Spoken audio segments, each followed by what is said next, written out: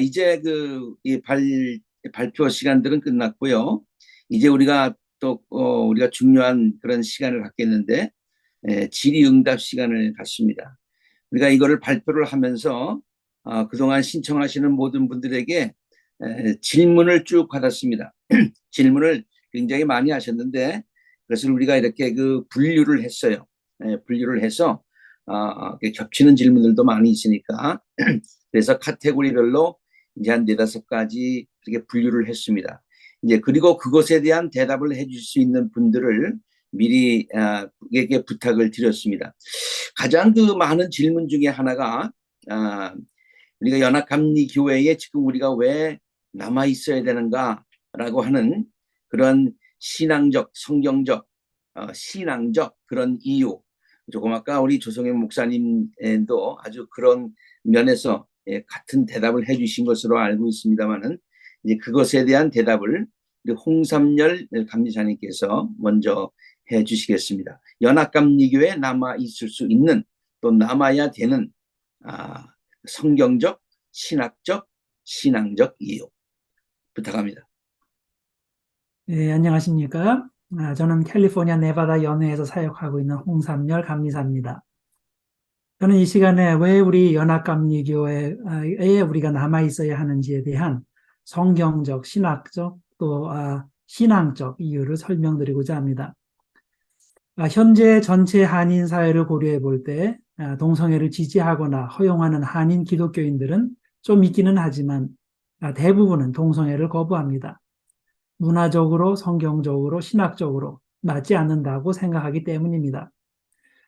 우리는 한인 사회뿐만 아니라 다른 문화에 속한 교회들에서도 이 문제를 계기로 해서 최근에 교단을 떠난 경우들을 보았습니다. 현재 자신이 다니는 교회에 100% 만족하는 사람은 없습니다. 목사도 그렇고 신자도 그렇습니다. 어떤 경우에는 한두 가지 정말 중요한 이슈에 대해서 동의하지 않을 때도 있습니다. 그런데도 많은 사람들이 교회를 옮기지 않습니다. 이유가 무엇입니까? 전체적으로 보고 판단하기 때문입니다.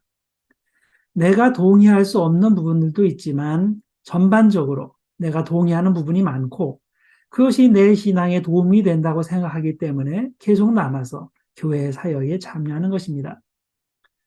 우리가 왜 연합감리교회를 떠나지 않습니까? 같은 맥락에서 설명이 가능합니다.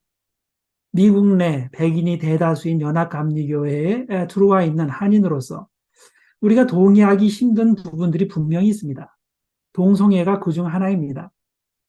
그러나 제가 믿기에 우리가 자랑스럽게 여기고 있는 가장 큰 연합감리교회의 장점은 신앙의 다양성을 인정하고 보장한다는 것입니다.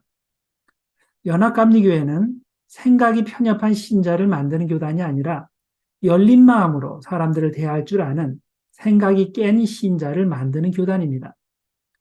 연합감리교회는 세상에 물들지 않기 위해 하나님의 말씀을 굳게 붙잡는 동시에 선교의 대상인 세상과 대화를 단절하지 않으면서 계속 소통하며 선교할 줄 아는 말이 통하는 그리스도의 제자를 양육합니다.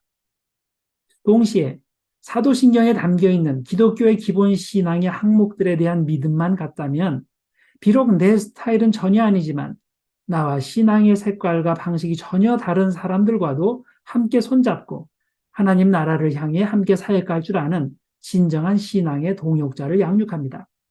이런 이유로 우리 연합감리교회 내에는 다양한 신앙의 색깔이 공존하고 이것이 강점이 되어서 다양한 계층과 문화와 인종과의 연결점을 만들어내고 이것이 더 많은 선교의 기회를 창출합니다. 성경을 자세히 읽어보면 그 안에 다양한 신앙의 형태가 있고 성경은 그 다양성을 구조적으로 보장하는 것을 발견하게 됩니다. 신약 성경에 왜 복음서가 하나가 아니고 넷입니까? 예수님의 생애와 사역을 설명하려면 하나면 충분하지 않습니까? 그렇지 않습니다. 교회가 세상을 대상으로 제대로 사역을 감당하기 위해선 교회와 세상을 바라보는 다양한 시각과 잃어버린 영혼에 접근하고 그들을 구원하는 다양한 사역 방법이 필요합니다.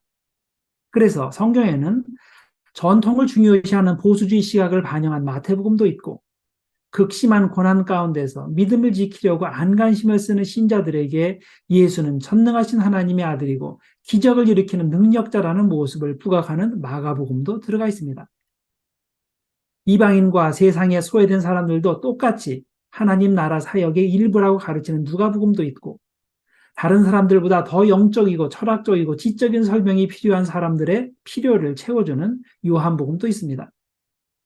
또한 신약 성경에는 오직 믿음으로 구원받는다는 것을 강조하는 바울만 인정하는 것이 아니라 그 믿음이 진실한 믿음인지를 증명하라고 요구하는 야고보와 마태도 똑같이 인정하고 있습니다. 더 나아가 은사운동을 지지하는 사람들이 좋아할 만한 고린도서도 성경에 들어가 있고, 각종 꿈과 신비 경험을 지지하는 다니엘서와 요한계시록도 성경에 들어가 있습니다.